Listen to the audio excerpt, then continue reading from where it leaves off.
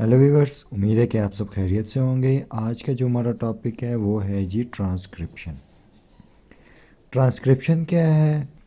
A process of protein synthesis, यानी protein synthesis का एक प्रोसेस है। यानी कि ट्रांसक्रिप्शन इन्वॉल्व होता है, वो प्रोसेस है जो कि प्रोटीन सिंथेसिस करता है। यानी कि ये प्रोटीन सिंथेसिस का एक प्रोसेस है।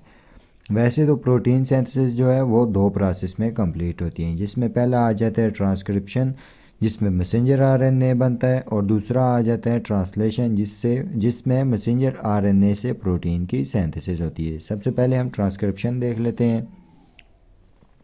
The synthesis of messenger RNA from double stranded DNA is called transcription. यानी कि कहता है कि synthesis of messenger RNA mRNA की सिंथेसिस डबल स्ट्रैंडेड डीएनए से कॉल्ड ट्रांसक्रिप्शन। और ये होगी कहाँ? जैसे कि ये कह रहा है कि डेफिनेशन में कि डबल स्ट्रैंडेड डीएनए से बनेगा, तो ये न्यूक्लियस में होगा प्रोसेस। यानी कि डबल स्ट्रैंडेड डीएनए जो डीएनए होगा वो न्यूक्लियस में प्रेजेंट होगा, और वहाँ पर जो डीएनए से जो मैसेंजर आरएनए बनेगा वो प्रोटीन सिंथेसिस करेगा। The genetic information of DNA is not directly translated into protein, but first it is transcribed into mRNA। यानी कि वो कहता है कि जो DNA है वहाँ पर जो उसके ऊपर इंफॉर्मेशन होती है वो डायरेक्टली जो है वो सेल यूज़ नहीं करता कि वो डायरेक्ट उससे प्रोटीन बना दे, बल्कि वो पहले mRNA में कन्वर्ट होगी, फिर mRNA उससे प्रोटीन बनाएगा। Transcription involves numerous enzymes that unwind origin of DNA molecule, initiate and end mRNA synthesis। कहता है कि इसमें बहुत सारे एंजाइम यूज़ होते हैं, जिसमें ये क्या करेंगे, डीएनए मॉलिक्यूल को अनवाइंड करेंगे, सिंपल फॉर्म में उसको लाएंगे, and initiate and and mRNA synthesis, जो कि उसकी एमआरएनए की सिंथेसिस को स्टार्ट और एंड करेंगे। Unlike DNA replication only one और फ्यू जीन्स आर एक्सपोज्ड।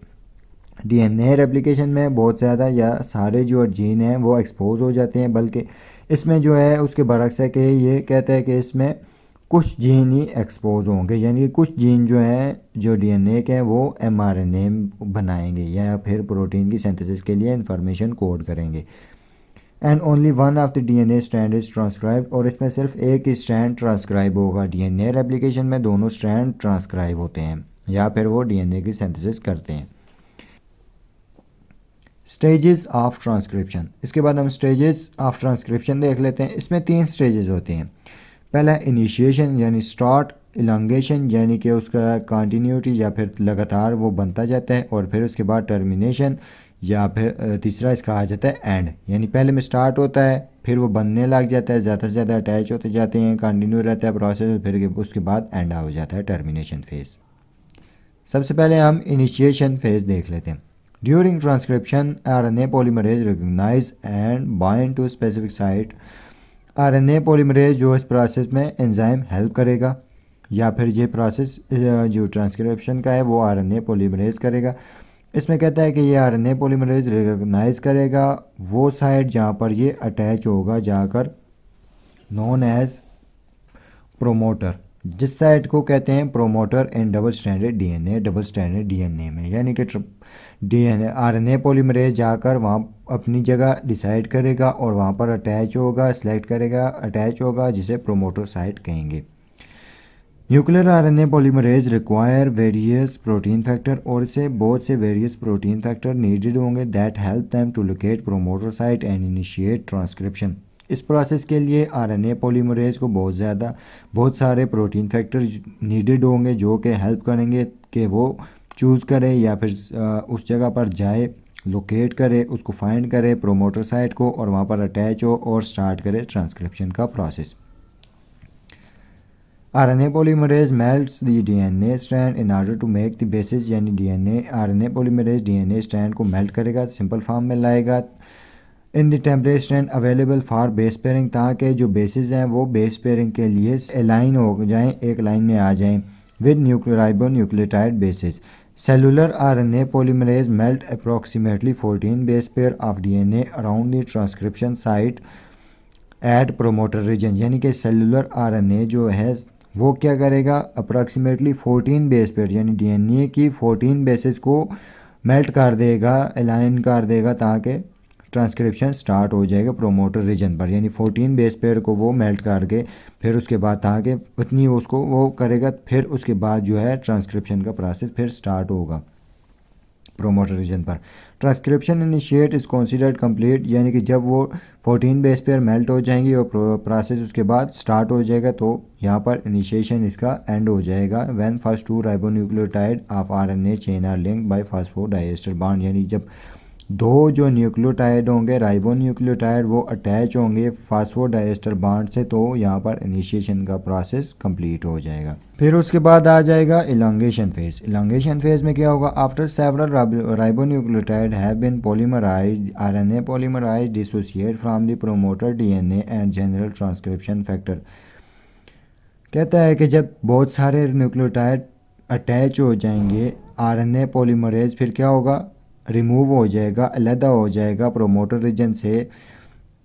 क्यों अलहदा होगा, जब वो 14 उसके जो डीएनए की 14 बेसिस कंप्लीट हो जाएंगी तो वो अलहदा हो जाएगा ताकि वो आगे थोड़ा सा होकर फिर अटैच हो और नई जो बेसिस हैं वहाँ पर अटैच होकर नए राइबोन्यूक्लियोटाइड अटैच करके कंटिन्यू करे इसको। During the stage of strand elongation, RNA polymerase move along the template DNA one base at a time, यानी कि एक बेस एट अ टाइम ये मूव करता जाएगा, opening the double stranded DNA in front of its direction of movement।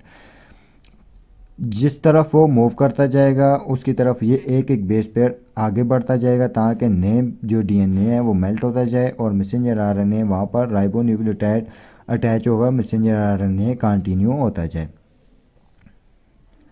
One ribonucleotide at a time is added to the 3' end of nascent RNA, यानी 3' end की तरफ ये continue करता जाएगा और एक एट अ टाइम एक ही राइबोन्यूक्लियोटाइड अटैच होगा। RNA change during strand elongation, the enzyme maintain a melted region of approximately 14 base pair, यानी कि जो एंजाइम होगा वो अप्रॉक्सीमेटली यानी तकरीबन 14 बेसिस पेयर को मेल्टेड रखेगा एट अ टाइम, एक टाइम पर। कॉल्ड द ट्रांसक्रिप्शन बबल, जिसे ट्रांसक्रिप्शन बबल कहते हैं, यानी 14 बेसिस पेयर का इतना वो मेल्टेड रीजन रखेगा डीएनए में। The elongation complex comprising RNA polymerase template DNA growing RNA strand, यानी कि कहता है एलांगेशन कम्प्लेक्स किस किस चीज़ पर होगा, कंसिस्ट करेगा, इसमें आरएनए पॉलीमरेज होगा, टेम्पलेट डीएनए होगा और ग्रोइंग आरएनए स्ट्रैंड जो मैसेंजर आरएनए न्यू बन रहा होगा। RNA synthesis occur at a rate of about 1000 nucleotide per minute at 37 centigrade, यानी कि अगर टेम्परेचर 37 होगा बॉडी का तो 1000 न्यूक्लियोटाइड पर मिनट अटैच होते जाएंगे। The elongation complex must remain intact for more than 24 hours to assure continuous RNA synthesis, यानी कि ये 24 आवर तक अटैच रह सकता है ताकि कंटिन्यू एश्योर कर सके कंटिन्यू RNA सिंथेसिस को। इसके बाद इसका नेक्स्ट फेज आ जाएगा टर्मिनेशन। टर्मिनेशन में ड्यूरिंग ट्रांसक्रिप्शन टर्मिनेशन दी कंप्लीटेड RNA मॉलिक्यूल, यानी कि RNA की अब सिंथेसिस स्टॉप होनी है मैसेंजर RNA की। उसमें क्या होगा, the completed RNA molecule primary transcript is release from RNA polymerase and the polymerase enzyme detach from template DNA, यानी इसमें होगा कि जो RNA पॉलीमरेज है वो डिटैच हो जाएगा और मैसेंजर RNA जो प्राइमरी ट्रांसक्रिप्ट जिसे कहते हैं या फिर जो न्यू मैसेंजर RNA बनेगा वो डिटैच हो, यानी RNA पॉलीमरेज भी डिटैच हो जाएगा और मैसेंजर RNA भी डिटैच हो जाएगा। Specific sequence on the template DNA signal the bound RNA polymerase to terminate transcription, कहते हैं कि स्पेसिफिक सीक्वेंस हो गए डीएनए के ऊपर जो कि सिग्नल करेंगे कि अब मैसेंजर RNA की सिंथेसिस स्टॉप कर दी जाए। Once the RNA polymerase is release it is free to transcribe the same gene again और अदर जीन, यानी कि कहता है कि एक बार ये प्रोसेस जो है कंप्लीट हो जाएगा, डिटैच हो जाएगा RNA पॉलीमरेज, तो वो दोबारा न्यू सिंथेसिस स्टार्ट कर सकता है या इसी जीन से या किसी और जीन से। उम्मीद है कि आपको ये वीडियो पसंद आई होगी। हमारे चैनल को सब्सक्राइब, लाइक और कमेंट करना ना भूलिएगा।